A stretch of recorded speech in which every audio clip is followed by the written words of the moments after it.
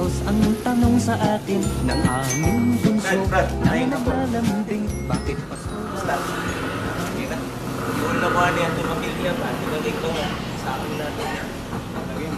Dugay-dugay naging pulisya mo kagi o repair. Tinuyag yun. Kataw ka sa gawas, makita rin mo.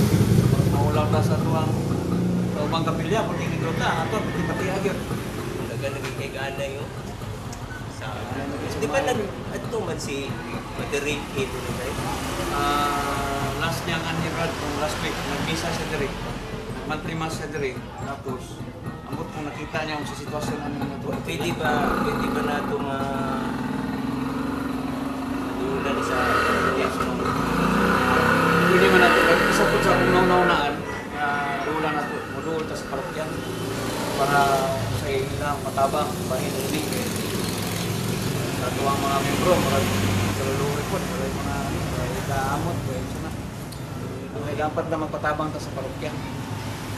Silip na siguro na nila, di ba? Siguro Brad, nagtuon ako si Brad Riggs, si Father Ricky. Naaman siguro siya dito karon? Karon ba di ba? Na siya sa parokya karon kay bulat si Lakaw. Yaw bananda ka?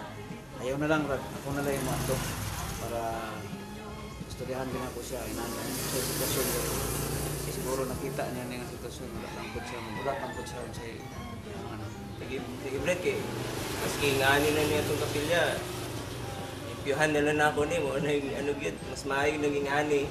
Bahala nagkagod-kapungkagod. Oo na, bahala kapungkagod. Mas limpyo siya. Ha? Okay Brad, Bahala dili. okay. Sige Brad, tuon sa nakaspan.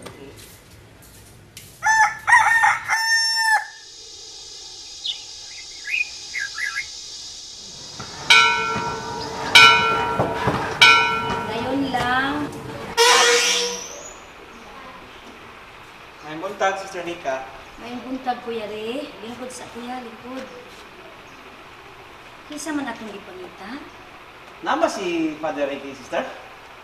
Anaaman dire, basig na siya karon sa prayer hall. Nanta ko tuyo sa iya, ha? Nick, pila ka nitong Father. Good morning. Uy, Ray.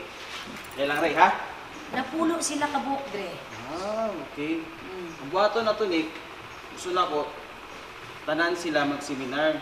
Kailangan na to maging stricto, no? Sa pagpabunyag. Di ko gusto magka-seminar, okay, Nick? Oo, ato ka nang paningkamutan dire. Okay. Sige. Salamat. Uri, sa problema? Nako diri kay naata ko'y tuyo sa imo, ha? Patabang unta mi sa amo ang kapilya sa imo, ha, sa parokya. Ngano man, di ba okay man inyong JKK rin? Ano man gud siya diri, ang amo ang kapilya daghan na kayo buslot ang atop. Kung magsaulog ni, mag-ulan, mga basa na midri kay. Tapos ang amo ang dingding gabok na kaayo gyud.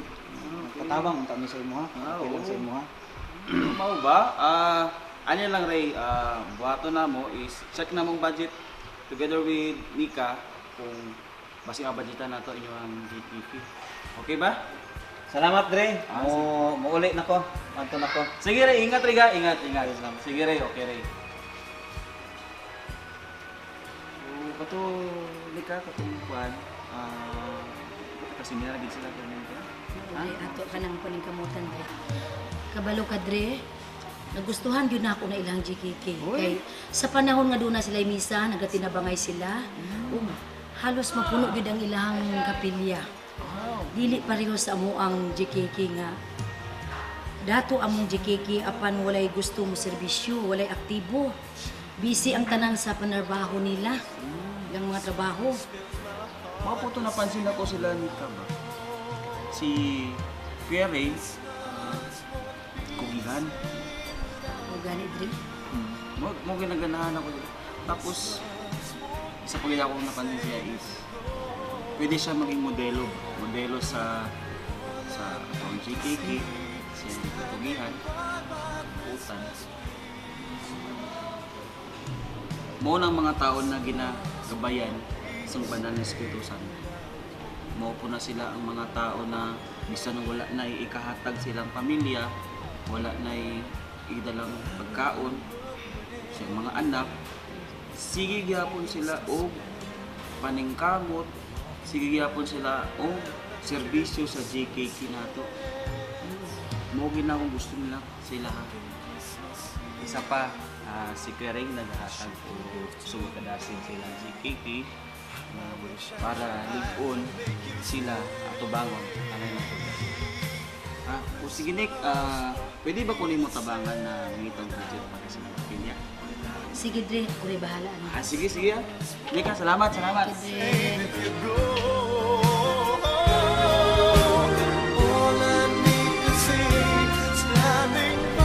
Kuya Ray! Kuya, ako po yung magulang ni Rose, yung sumali sa Flores de Mayo ninyo. Nakita po ng anak ko ang sitwasyon ng simbahan nyo sa pinagdausan ng Flores de Mayo.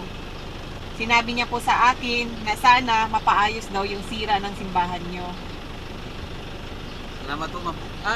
Anak niyo pala si Rose. Oo, mabait na bata yon. Sa istinood, ma'am, galing po ako ng parokya. Gingi po ako ng tulong kay Father Ricky. Kasi sira na po yung kapilya namin. Nagpapatulong po kami, mapaayos yon. Ganun ba? O sige Kuya Ray, sabihin mo lang po sa amin kung ano ang maitutulong namin para mapaayos yung simbahan ninyo. Ito po yung calling card ko. Huwag po kayo mahiyang tawagan o i-text ako kung meron po kayong kailangan. Salamat po, ma'am. Salamat po. Salamat po sa inyo. Okay po, sir. Bawat Pasko'y may dalang himala, malakas mang ulan, ito'y titila.